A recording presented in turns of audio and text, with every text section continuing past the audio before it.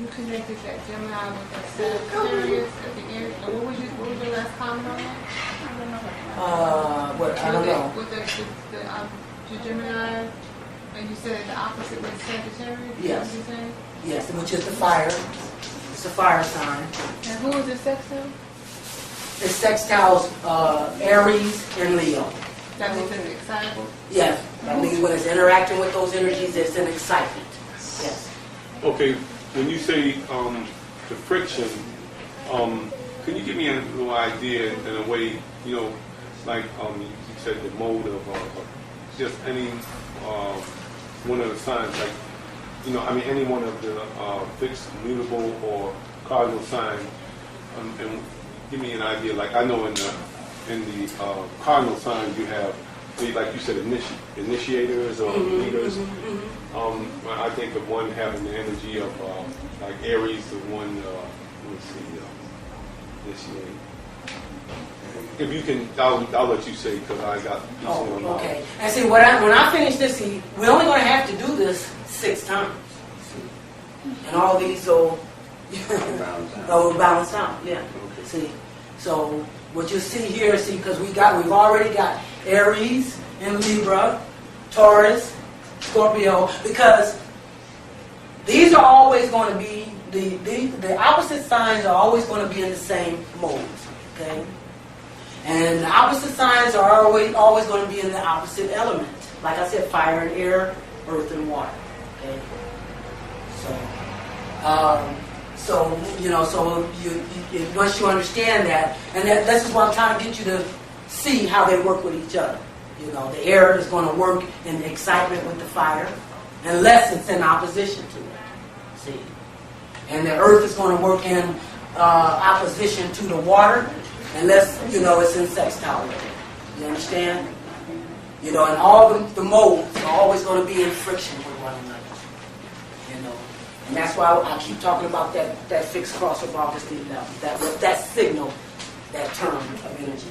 And then we go down to Cancer, which is a cardinal sign, which demonstrates leadership qualities, initiates, and it's going to be in sextile with the earth signs, but it's in opposition with Capricorn. That's an earth sign. So the other 2 earth signs would be Taurus and Virgo. See? And of course it'll be in friction with the other cardinal signs, you know, which are, like I said, Aries, Cancer, Libra, and Capricorn.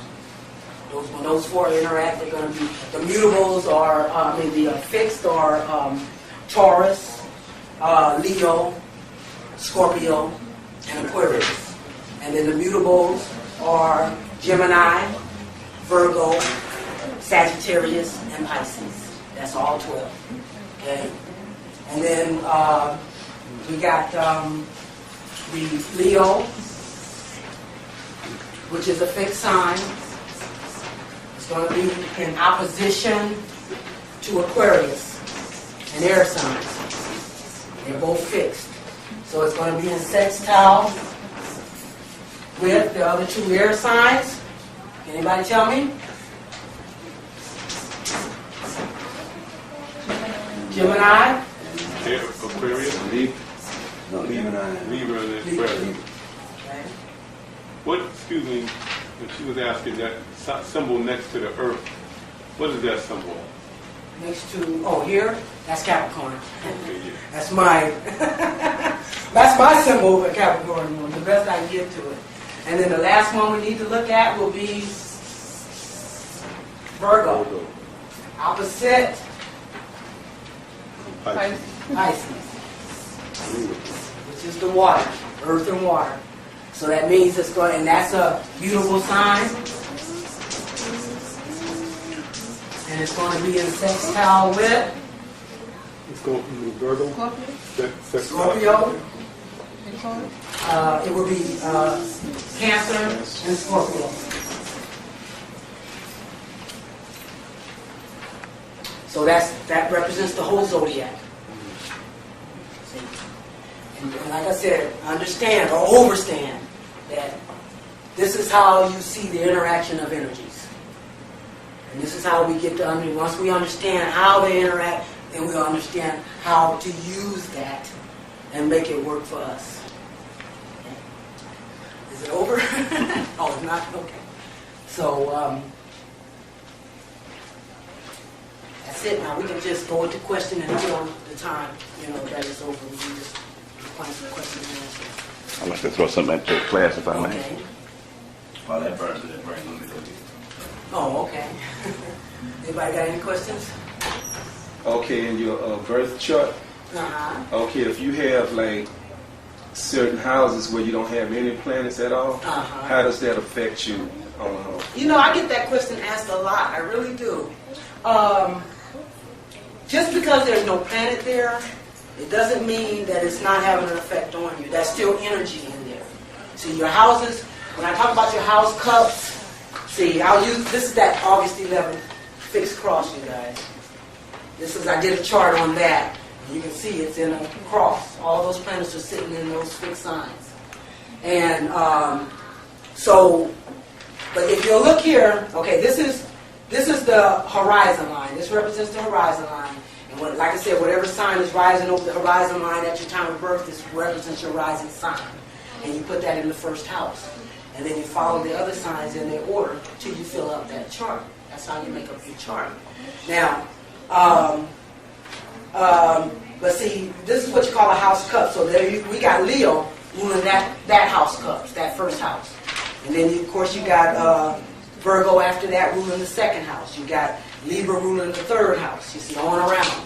So when you don't have planets in those houses, it still flavors those areas. In other words, that energy is still activated. It can still be activated by a planet in relationship, just like I demonstrated here.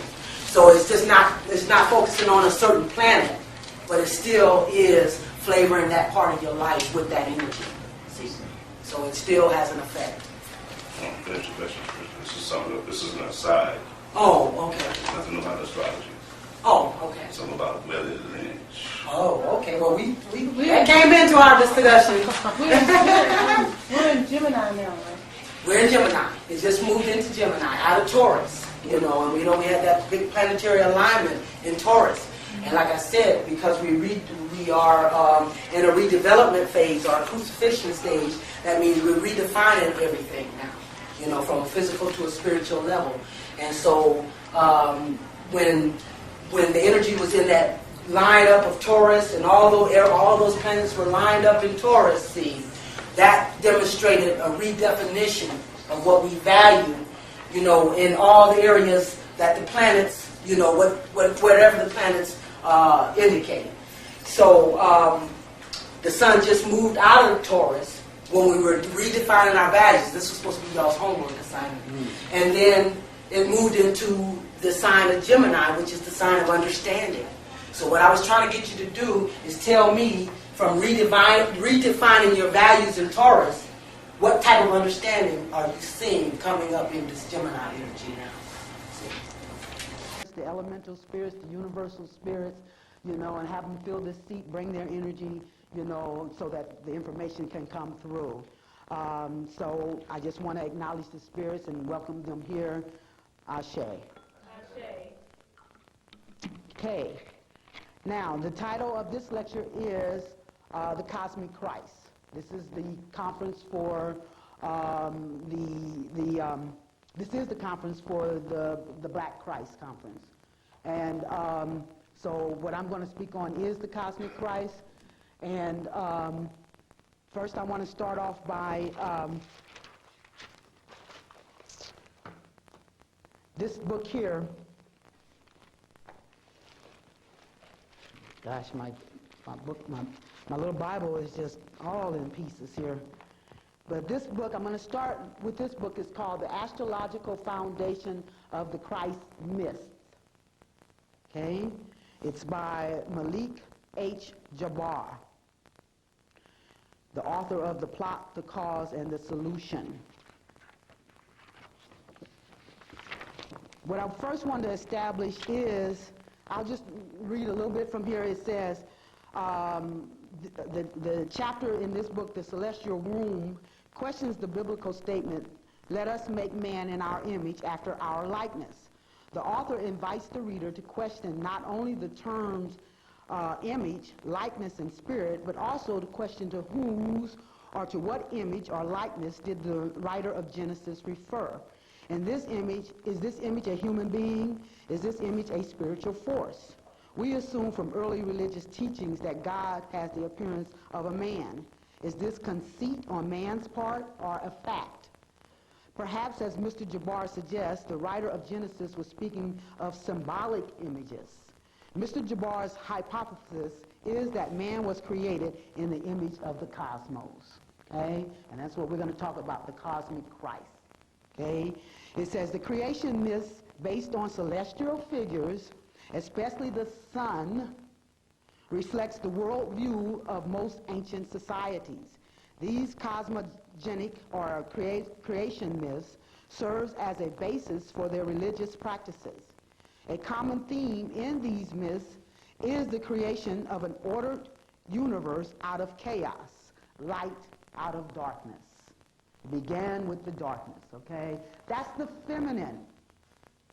You're going to find that everything is going to boil down to opposites. You know, the dualities. Everything that we do is in line with duality, as above, so below. Well, I was talking about your spiritual self and then your physical self, you see. We forget we have a spiritual self. This is where we connect with our magic. This is where we connect with our miracles, you see, through our spiritual self. But they have programmed us not to even deal with that, to even think about it, to make you feel ashamed or embarrassed or wrong.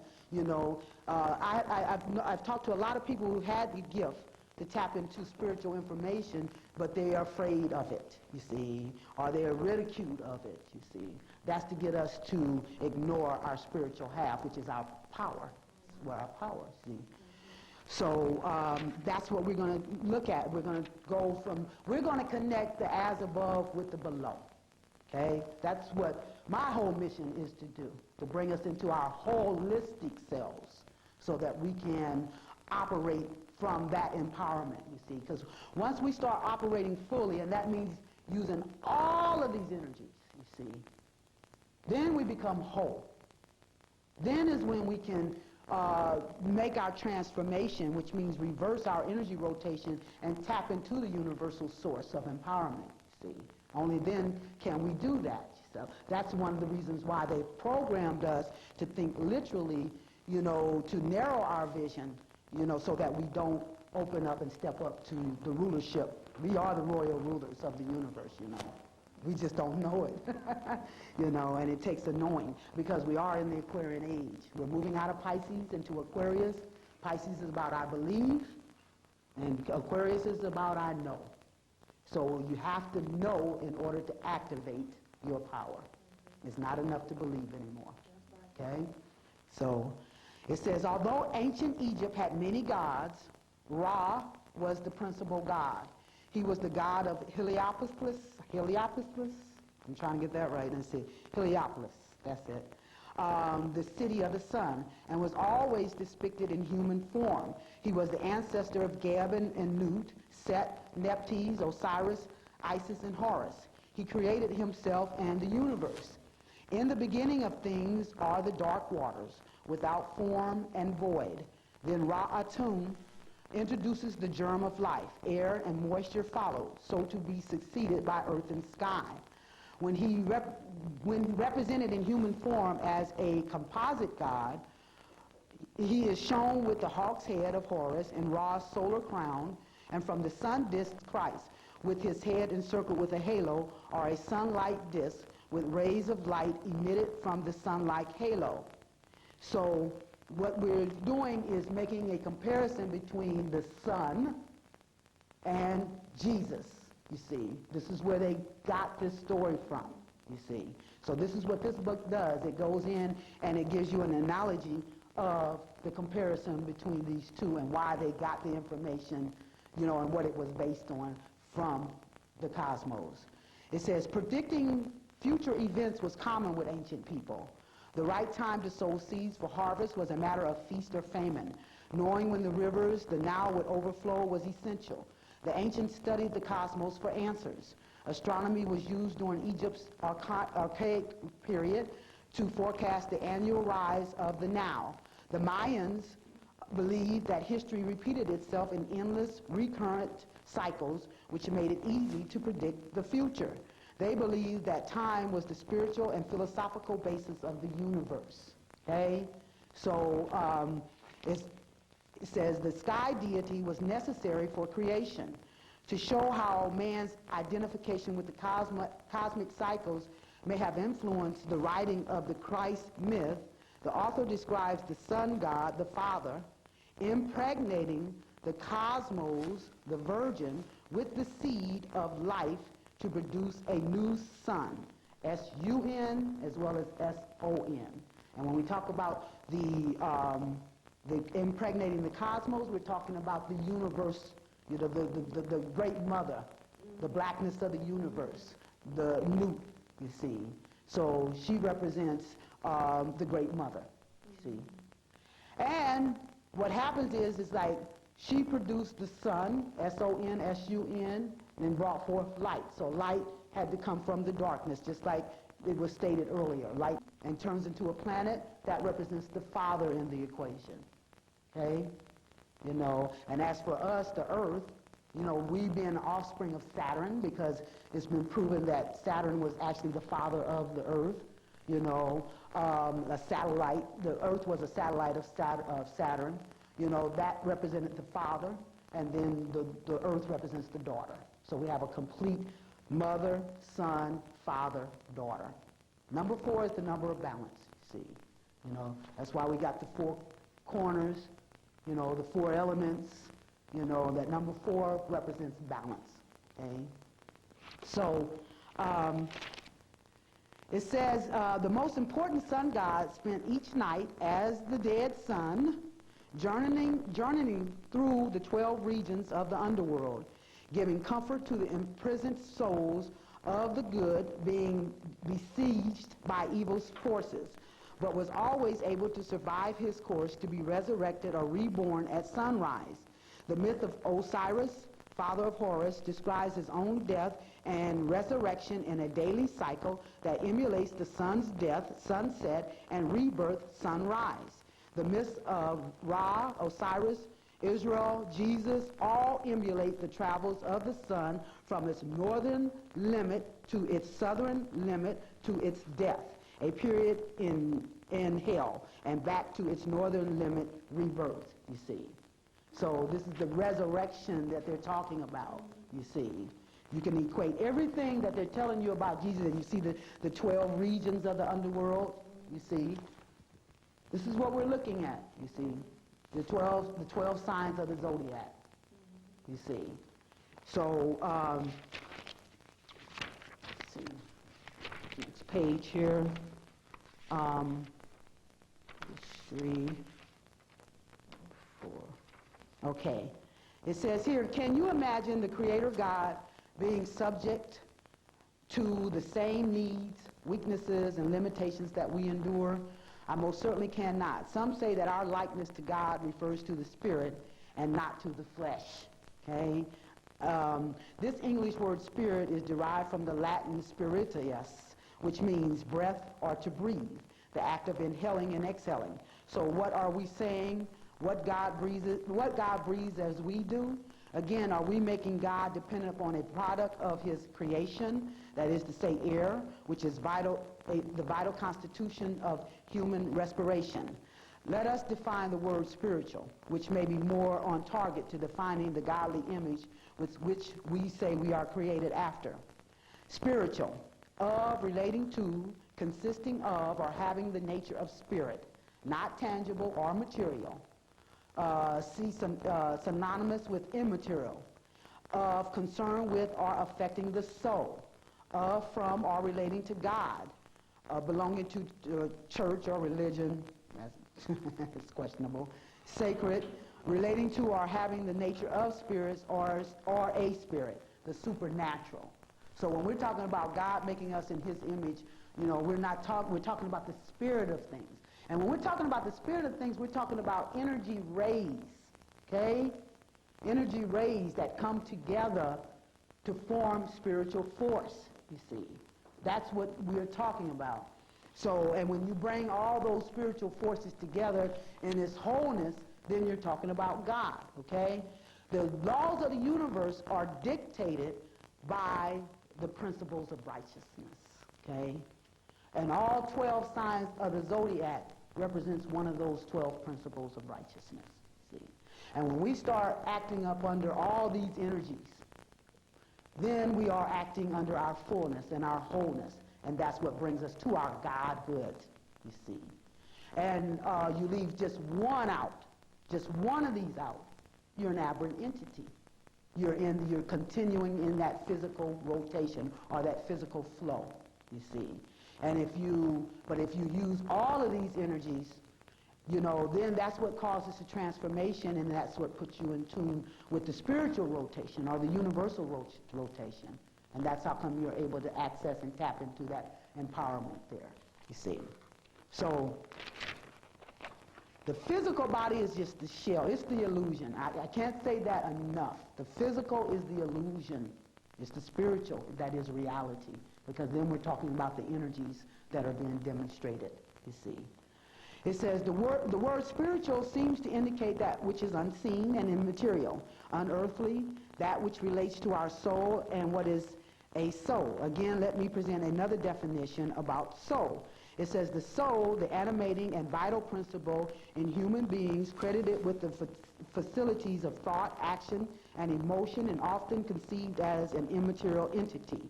The spiritual nature of human beings, regarded as immortal, separable from the body at death, and susceptible to happiness or misery in a future state. The disembodied spirit of a dead human being a shade. Now, when we talk about the spirit, that's when we're talking about the masculine, okay? When we're talking about the soul, that's when we're talking about the feminine, okay? The spirit is the element of the air, okay? And this is when we're dealing with, you know, our spirit connection, our spirit access. But the water is the element of the soul, you see, and that's when we're dealing with the feminine or the mother aspect, you see. So the spirit, the soul, and the body is what we're looking at. Now, the thing with white folks is that they have a body, they even have a spirit, but their problem is the soul. See, that's where they can't access that, you see. When they put a glass ceiling on us in the physical, they have a glass ceiling on the spiritual, because that's the we're talking about Mother Newt, who is the blackness of the universe, you see, and that blackness of the universe is equatable to the blackness, the melanin. That's the melanin factor, okay? So that's what gives us the fluidity to tap out into the universe, you see, where they can't get out there, you see. They can't access that. We scratch our heads and wonder, why are they like that? Why are they so heartless? You know, and they're scratching their heads and saying, what's up with him? You know, because they don't know. It's not in them to feel like we feel. You see? They really, they're from us, you know, they're just deficient. They are deficient. They don't have, their melanin, their pineal gland is calcified, you see. So they, in other words, it's like, I mean, you can follow a lot of the theories, you know, the Yakub theory, all of this, where they were purged out of us. It's like when they removed the melanin, you know, it's like they removed all the good. You separated the good from the bad, you know. You separated the mother principle from them, which is the compassion, the water, the emotions, you know. So it's like they were stripped. They were stripped of their soul. Are you familiar with the book Urugu by Myrah Ani? No. Because in the Dogon tradition that she has outlined in the book, she says that that the white race, that they came without their, you know, how you male and female, the Right, twin soul, right. that they were born without their female twin soulmate, that they came upon the planet too soon, that they did not wait for completion. Yes, and yeah. that they got here, and that they called this Uruku spirit, that it was born without its feminine twin soul mate to complete it, and that they are like incomplete entities. And that makes sense, because that's the reason why they are so busy trying to keep the twin souls from coming together now, and because it's so hostile to women. The white man is very hostile in his nature toward the feminine energy. You know, he feels like he has to compete with her, you know, and that he must dominate and control, and he's really not in balance with her. see, what I tell people is that, the white man had to rape Mother Earth. You know, he had to rape her of her materials in order to empower himself, because he didn't have it within him, you see. The biggest deception came was when they convinced us that we had to empower ourselves the same way, you see, because we do have it within us, you see. So we were supposed to be vanguards. We were supposed to be protecting Mother Earth, you see. But yet instead we joined in. They made us feel like if you don't have the material... Was the evil part, you know, and those, they had to bring those two back together. So if we're talking about bringing Jupiter, which we say represents the white people, back with the Saturn, see, that's a way of demonstrating that also, see. But you're also going to have, it's going to be 7 planets that line up in Taurus, you know. You're going to have the moon, the sun, Mercury, Mars, Jupiter, and Saturn. Who did I skip? I skipped somebody, didn't I? Yes. No, it's got to be inside of Saturn. Let me see. It's Mercury. It should be 7 of them. Moon, sun. Oh, Venus. We forgot Venus. Venus. 7 of them. Yeah.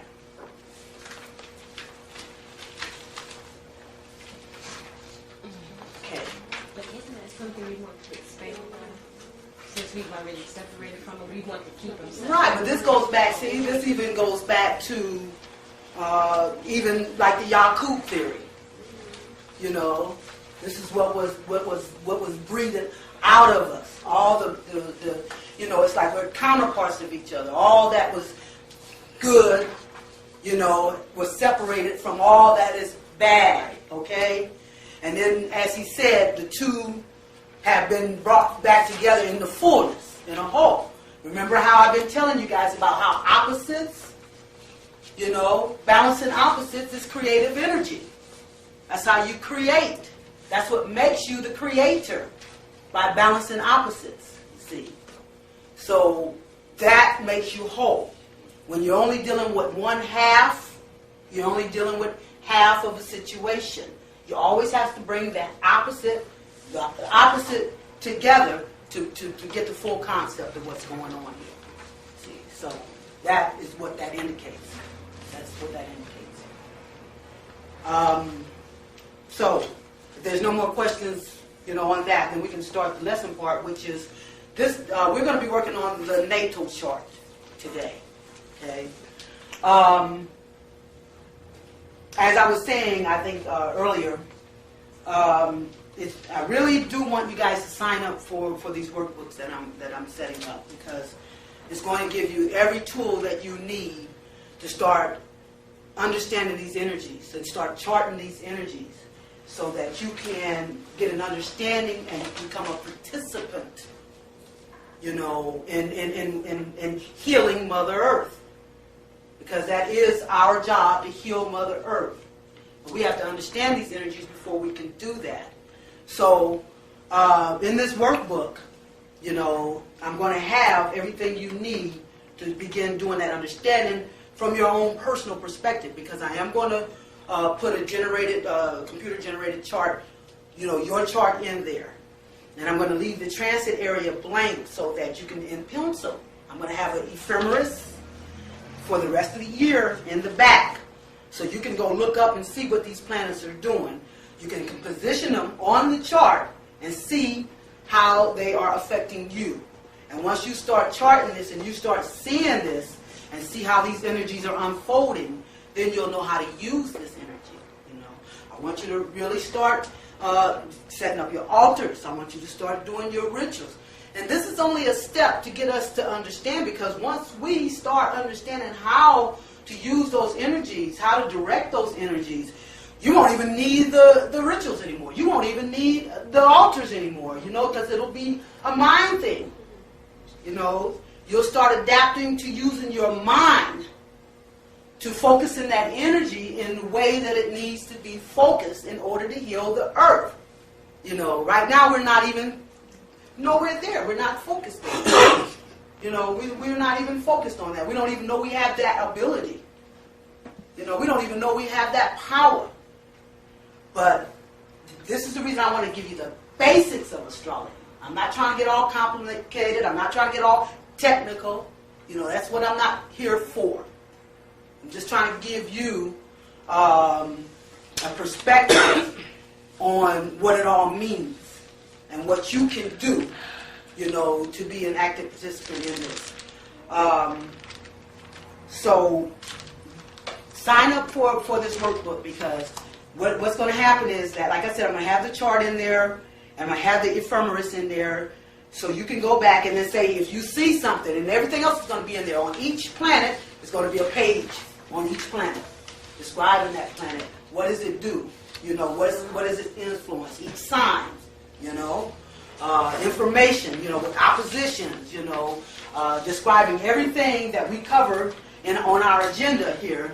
Is going to be describing those things, so that if you forget, if you don't understand, you can go back and refer to it and understand what it means. Say if you see, like I said, if you see Jupiter conjunction or just blocked with your sun, and you know that's something that's dealing personally with you, and you're like, well, what does Jupiter mean? You can go to the page of Jupiter, see what it means, and see what it's doing to you.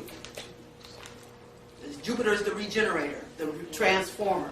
If you see Jupiter touching any part of you, then something's being torn down so that it can be rebuilt at a higher level.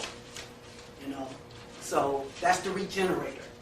So if you see Jupiter conjunct with your sun, that means you personally are being, there's a lot about you that's psychologically that's being torn down to be rebuilt. Okay? Yes. Pluto was the regenerator. I'm confused. Didn't I say Pluto? No, You said Jupiter. Jupiter, I'm sorry. Yeah, Jupiter. Yeah. Good. Good. You're catching it. Yes. I can teach it. Good. I should do that intentionally some more. See these skills learning. Yeah. Wonderful. Okay. So now we're going to start. Does everybody have an agenda?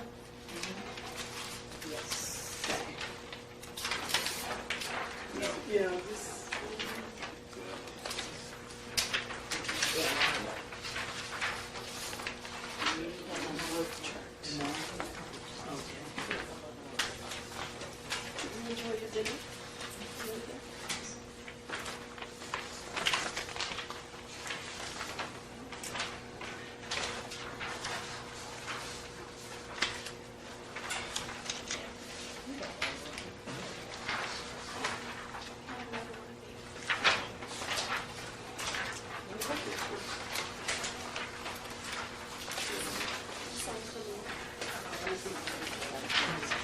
I need one more chart, Maya.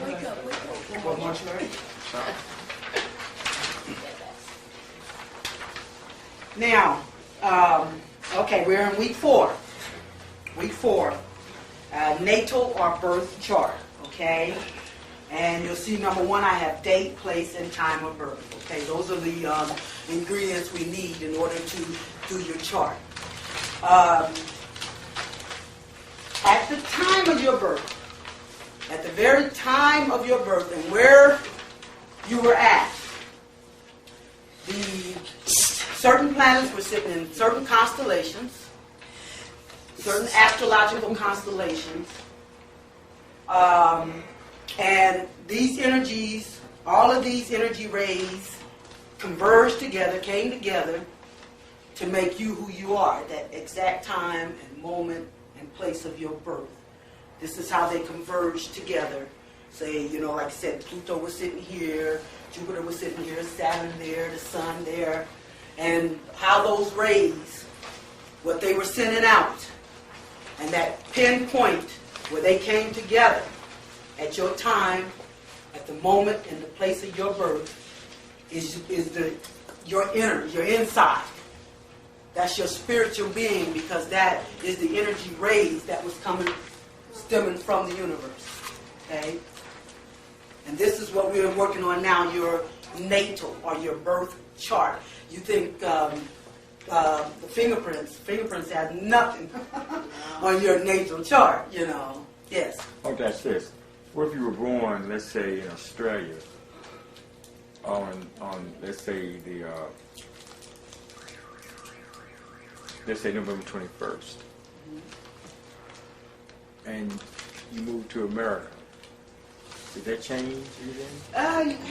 Yes. I mean, one of the things I haven't mentioned is we have what we call a progress chart. Okay, we're just going to do the basics. So, the progress chart is, in other words, it indicates. See, as you're being influenced, you know, as the planets circle your natal chart, influence you, and you grow from that. Okay, and what your progress chart shows is. Like if I was to pick today and look at my progress chart, it would show me where my signs would be sitting now as a result of my growth. Okay, that's what you call your progress chart. This and this is how, you know, astrologers look into the future. You know, so what happens is that in figuring that progress chart, you do have to. You have to indicate if you've moved from the place that you were born at, because that does, you know, change the direction. Yeah, it does change. I mean, you can cast a chart to figure out what area of the country is better for my health. Yeah. Yeah. Yeah.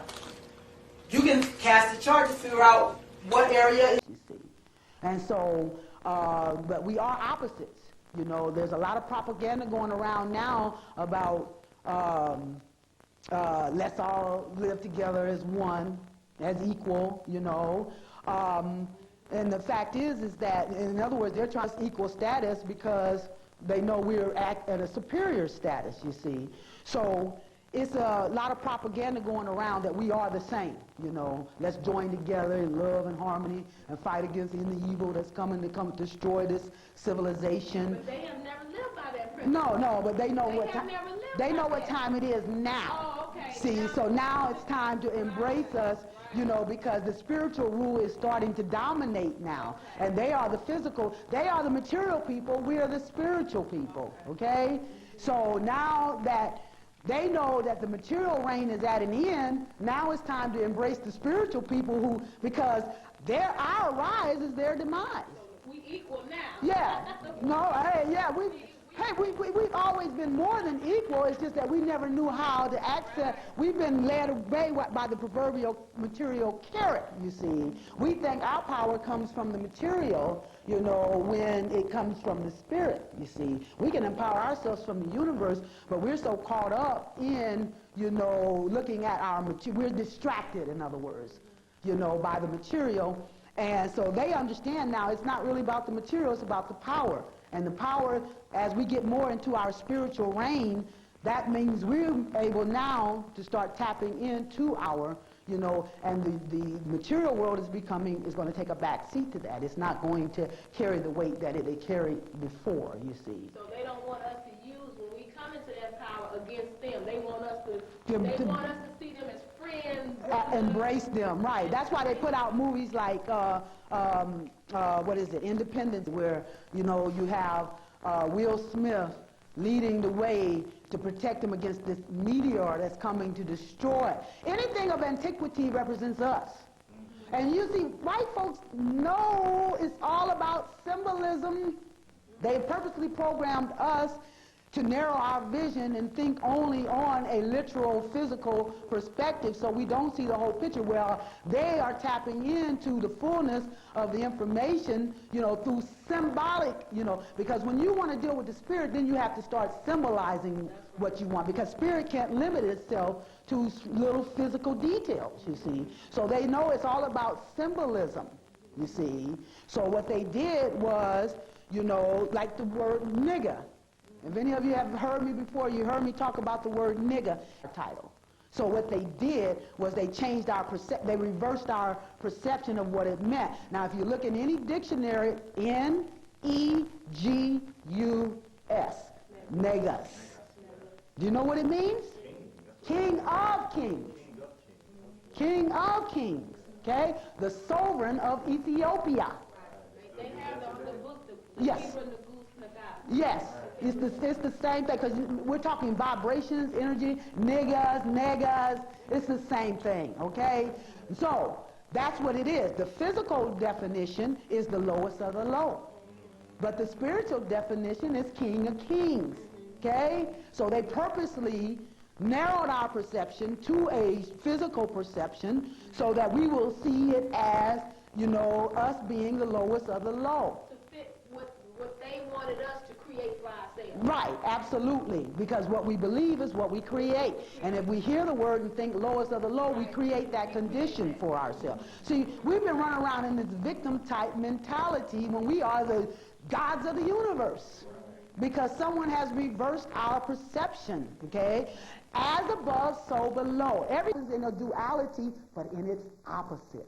So if we're going to say the physical definition of niggas is the lowest of the low, then the spiritual definition is the King of Kings, or the highest of the high, okay? And then when we start claiming our spiritual rulership, then we'll step into that definition, and leave the physical one behind, okay?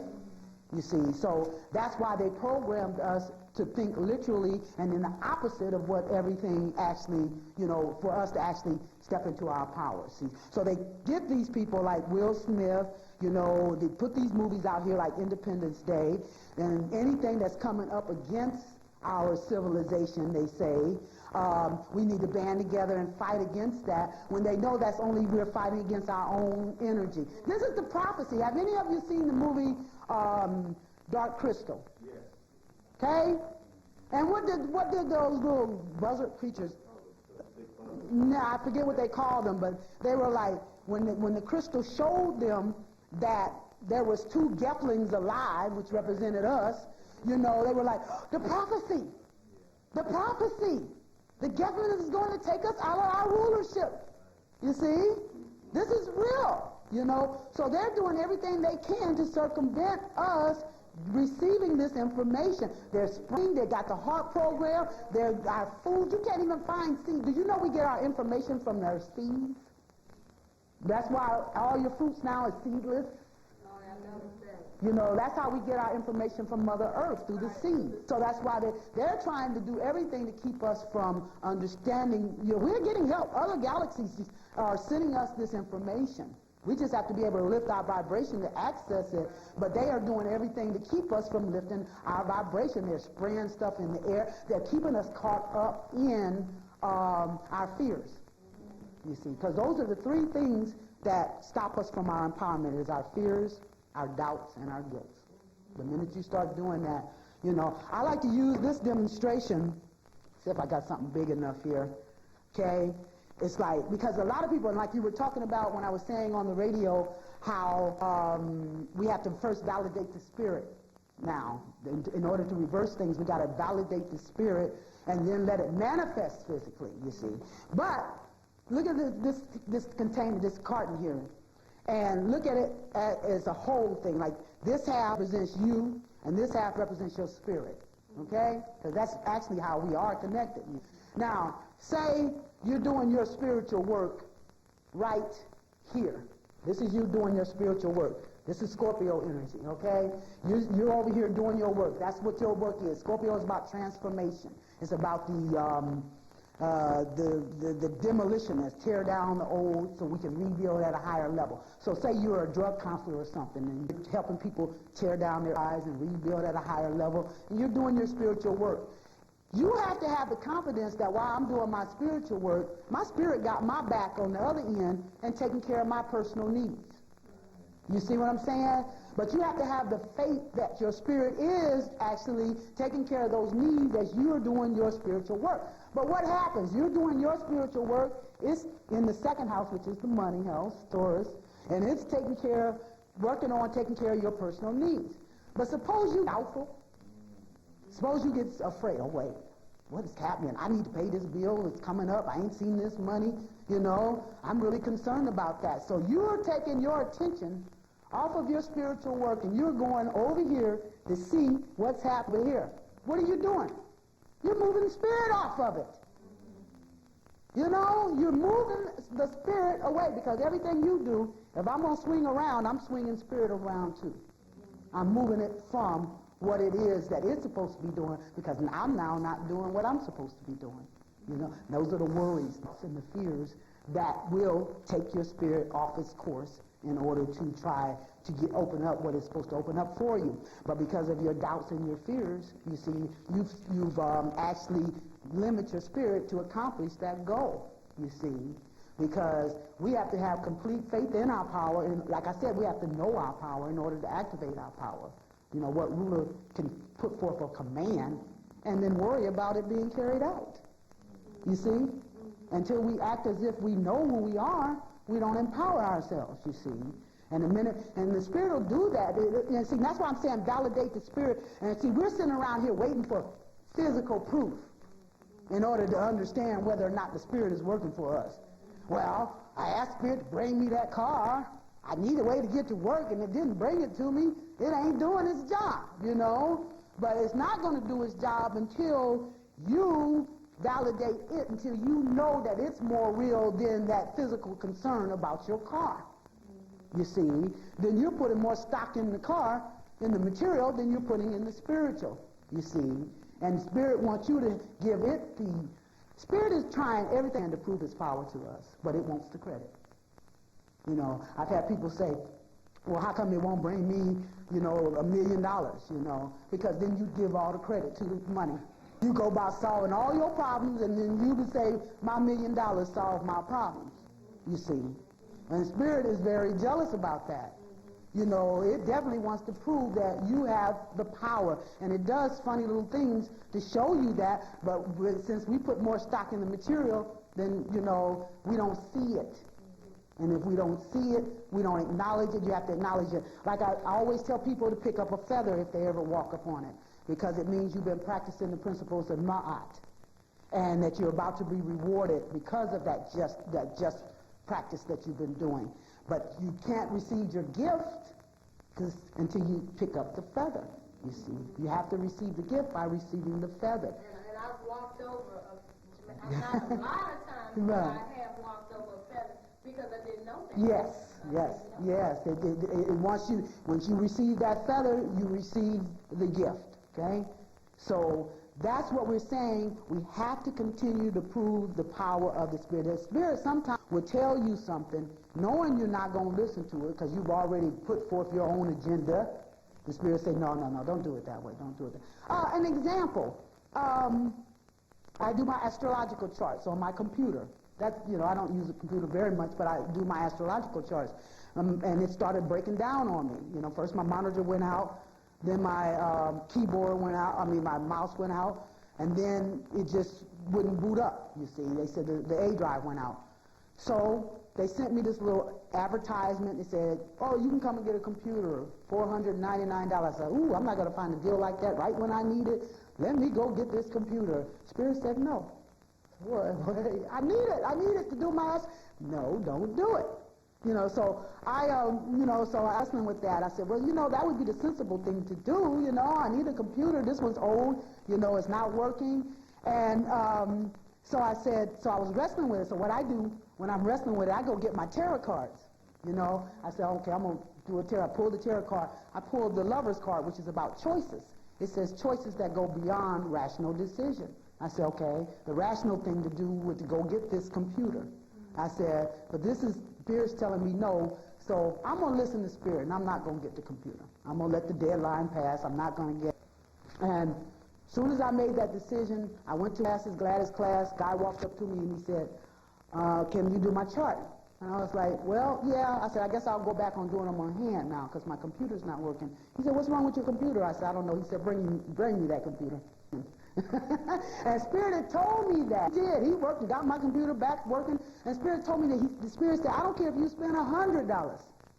It'll be more than what you have to spend if you listen to me. Okay?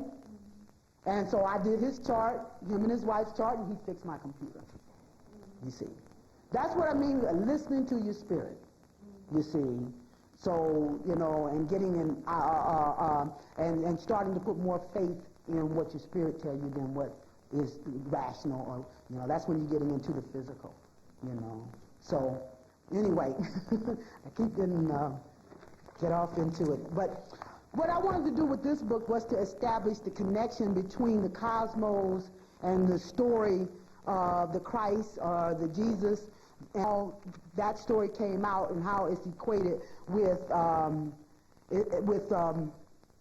the cosmos. It says, there were many, many more gods and saviors born of the mother. It said the fact that so many saviors were alleged to have been born on the same day of the year under the same and similar circumstances in vastly scattered locations of the world through thousands of years of history indicates a worldwide dissemination of a common mythology.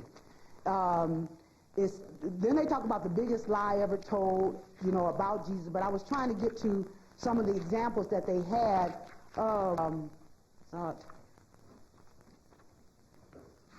see, 5.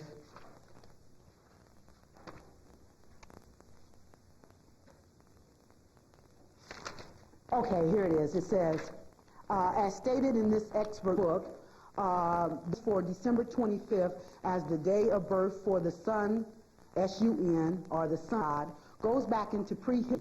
That hallowed reckoning for this day did not begin 2,000 with the Christ, Jesus so-called. It says Krishna of India, born on the 21st. His mother was Myrah. Krishna means black or dark. His uncle, the ruler at the time of his birth, sought to kill him because he had heard a prophecy that Krishna would overthrow him. Krishna escaped death by being snuggled out of this area to safety.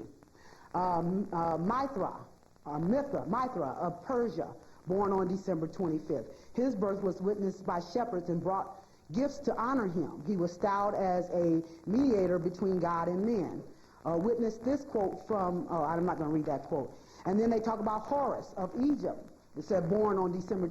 His mother Isis gave birth to him in the swamp. She was warned by the god Thoth to flee and conceal the child from evil Set. Set had killed the father of Horus, whose name was Osiris, and Horus. Also, Isis was able to keep Horus hidden from Set till he grew to manhood. Horus sought to avenge the murder of his father and made war against Set and defeated him. Buddha of India, born on December 25th. His mother's name was Myrah. She was a virgin. He was at least conceived, and at birth he announced that he was a savior to the world. His birth was announced by a star. At his birth he was visited by wise men who declared that they had signs of his birth, that is to say, signs of royal birth. See, and they've got many more of these figures that, you know, that they pattern this Jesus image off of. It says the fact that so many saviors were alleged to have been born on the same day of the year and under the same and similar circumstances in vastly scattered locations of the world throughout thousands of years of history indicates a worldwide dissemination of a common mythology.